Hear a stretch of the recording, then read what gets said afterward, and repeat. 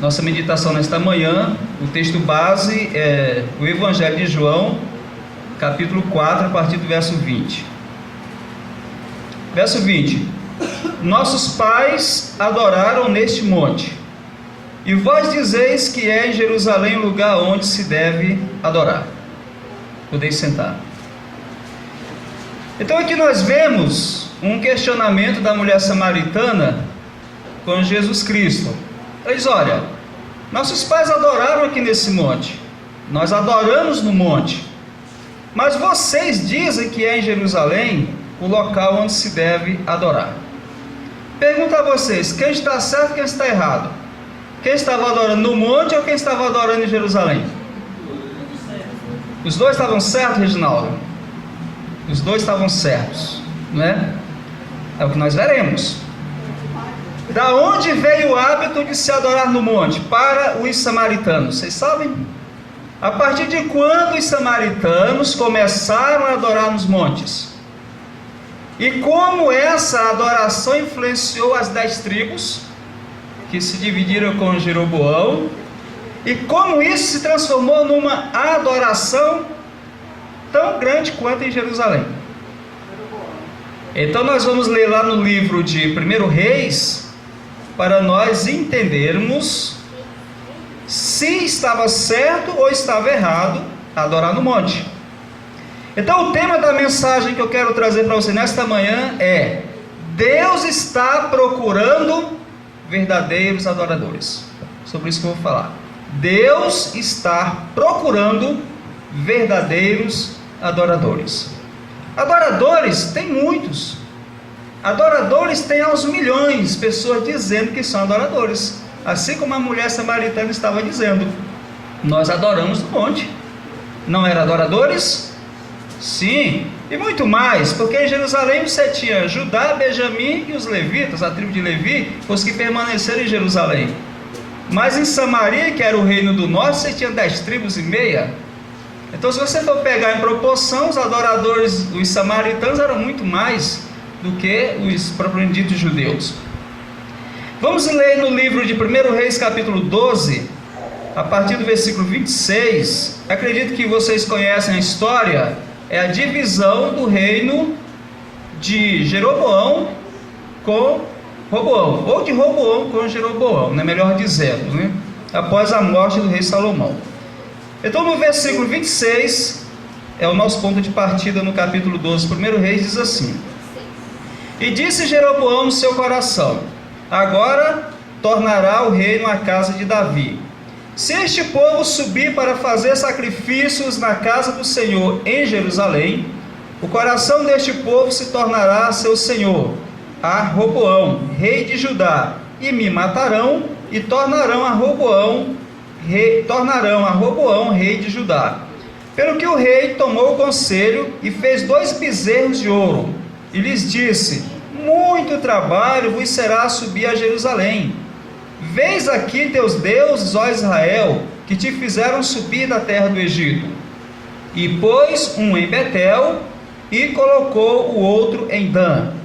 E este feito se tornou em pecado, pois que o povo ia até Dan, cada um a adorar. Também fez casa dos altos e fez sacerdotes dos mais baixos do povo, que não eram dos filhos de Levi.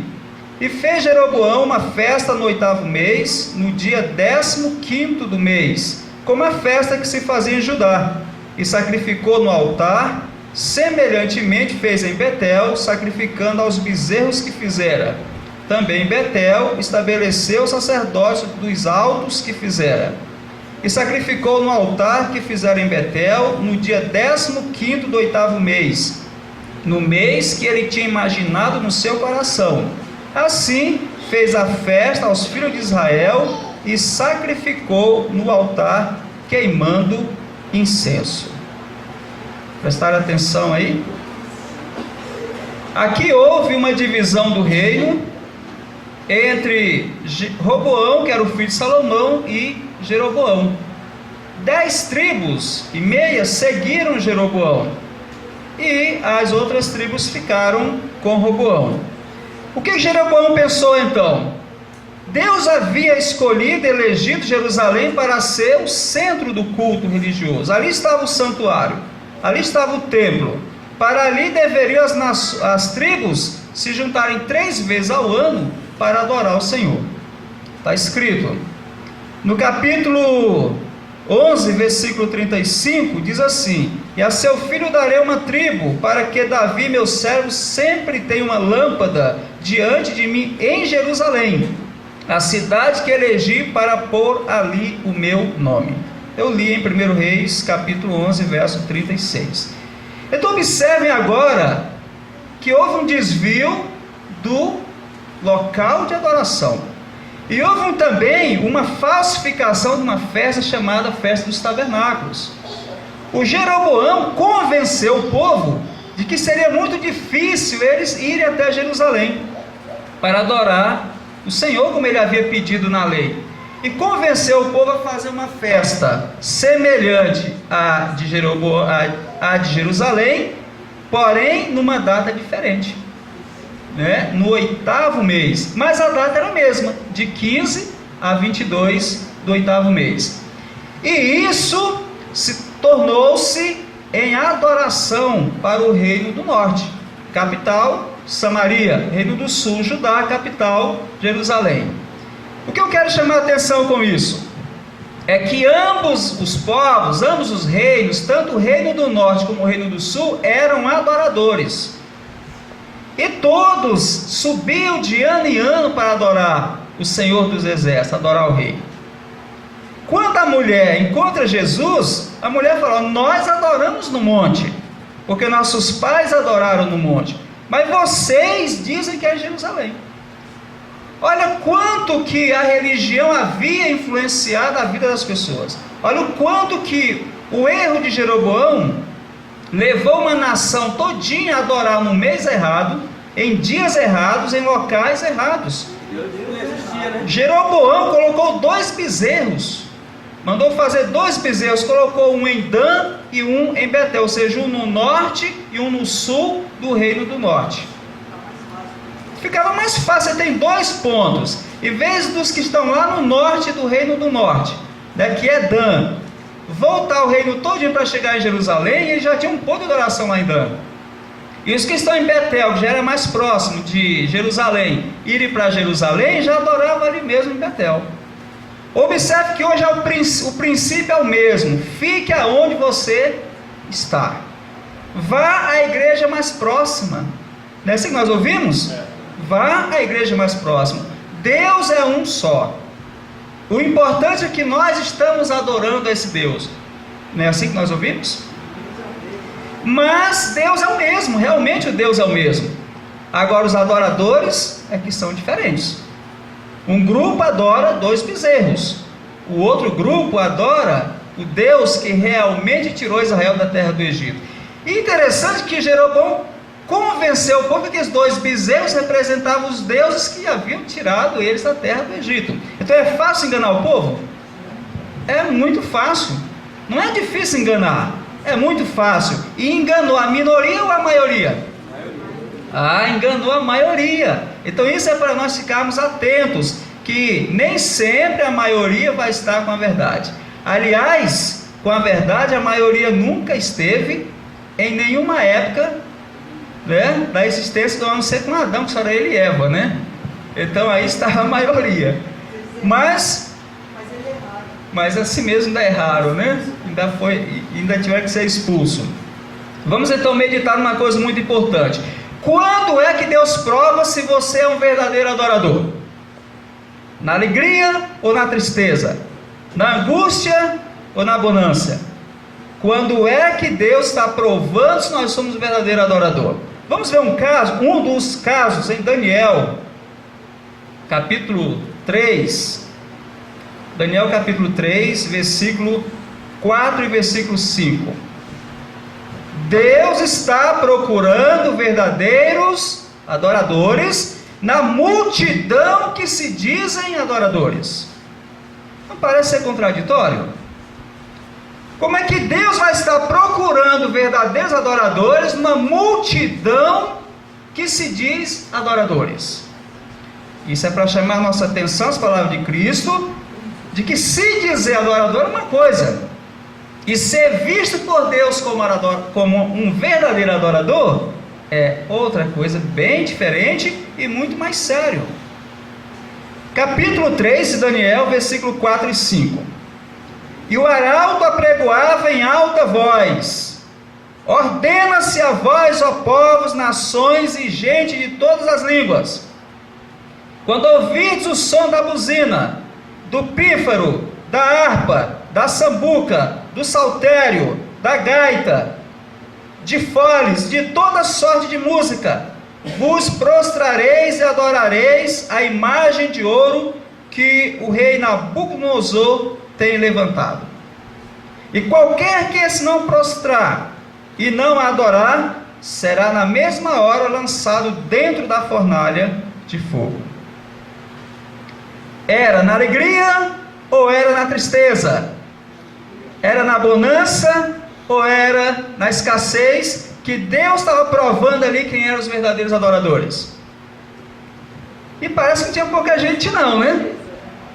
Porque diz aqui: nações, povos e gente de todas as terras estavam reunidas ali. Mas quando a música, quando a alegria invadiu, quando a alegria tomou conta daqueles povos, ali veio a prova para os verdadeiros adoradores. Pergunta aos irmãos: quantos adoradores Deus encontrou? Quantos verdadeiros adoradores estavam ali naquela multidão?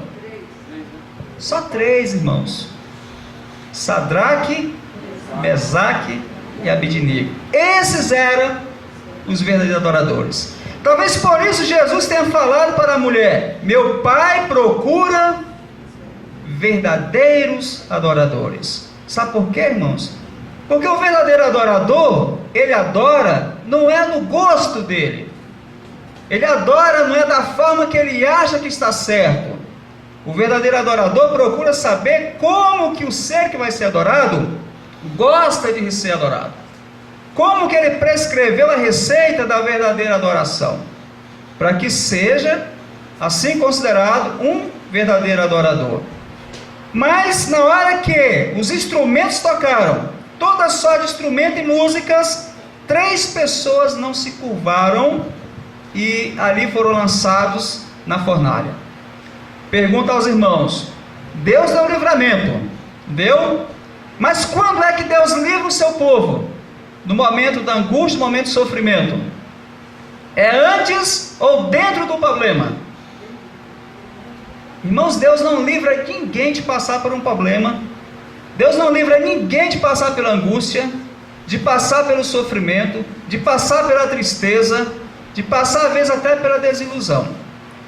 Mas é no momento em que você se encontra sem esperança, às vezes, é o momento em que a fé ela se renova, que a fé se multiplica nos verdadeiros adoradores e eles dão prova da existência de Deus que eles creem. E naquele momento que eles são lançados na fornalha, Deus então providenciou o livramento, porque eles eram verdadeiros adoradores. Deus não poderia ter evitado que eles fossem lançados na fornalha? Sim, mas se Deus tivesse evitado, eles teriam tido a oportunidade de testificar que eles eram os verdadeiros adoradores? Não. Então não sejamos enganados. Deus não vai evitar que nós venhamos passar por problemas. É dentro do problema que Deus vai mostrar o seu poder e o seu cuidado com o seu povo. Jesus falou também de uma época em que as pessoas seriam provadas como seus adoradores. Como foi nos dias de Noé, assim será também nos dias da vinda do Filho do Homem. Como que é o quadro que Jesus descreveu? Calamidades, problemas ou de alegria? Comiam, bebiam, casavam-se, compravam, vendiam, davam presentes. Quer dizer, é no momento que as pessoas se sentem mais felizes que elas estão sendo provadas se são verdadeiros adoradores. Então vamos ter cuidado com essa forma de religião que está sendo passada, está sendo pregada na televisão, nos púlpitos, onde vocês veem as pessoas entrando em êxtase, onde vê as pessoas levantando as mãos e pulando e glorificando e dando altas glórias a Deus, aleluias. Vamos ter cuidado, porque ali naquela alegria, eles também podem não estar sendo vistos por Deus como seus verdadeiros adoradores, não é? Mas disse Jesus para a mulher: os verdadeiros adoradores adorarão o Pai em espírito e em verdade. Na época de Abraão, Deus encontrou um adorador na geração dele, Abraão. Mas só tinha Abraão naquela época? Não, mas no tempo de Abraão só foi encontrado Abraão como verdadeiro adorador. No tempo do dilúvio, quantos adoradores haviam? Foi considerado 8, né? Encabeçado pelo grande Noé. E nos nossos dias, na cidade de Ló, quantos adoradores tinham em Sodoma e Gomorra? Saíram 4, mas fiéis só tinham 3. Por que é tão difícil ser um verdadeiro adorador? É porque é nos moldes do Deus que vai ser adorado, e não no nosso. Porque no nosso existe milhões e milhões. No nosso nós subimos cabana do nosso jeito, nós vivemos o ano do jeito que a gente quer, fazemos uma expiação de qualquer jeito, né? Eu já estou indo para a igreja mesmo sábado, já faço meu jejum de Judá lá meio quebrado, né? Então eu estou me considerando um adorador pela letra da lei. Mas pela fé, eu estou sendo um verdadeiro adorador? Não.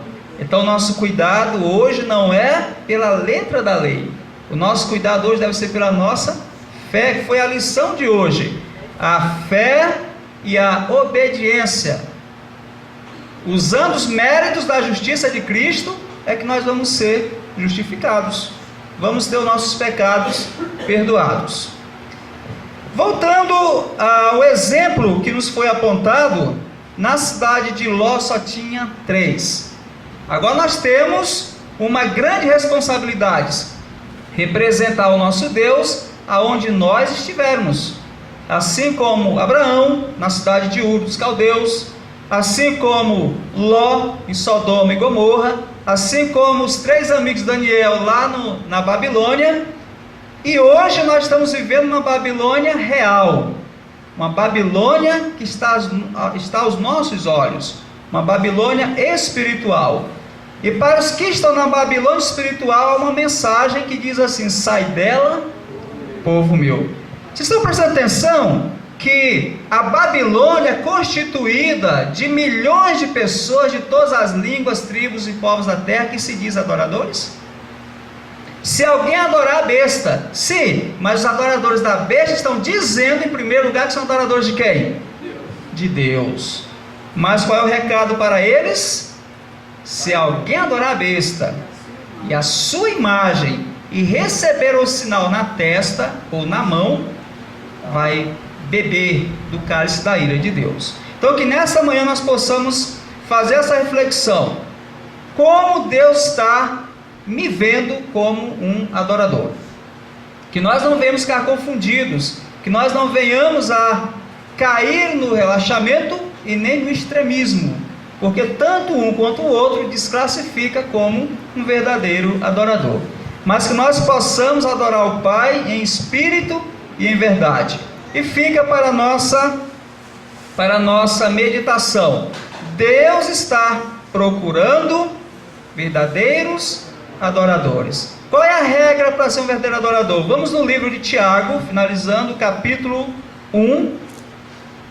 O apóstolo, Tiago, livro de Tiago, capítulo 1, versículo 26 e versículo 27. O nosso desafio para sermos verdadeiros adoradores.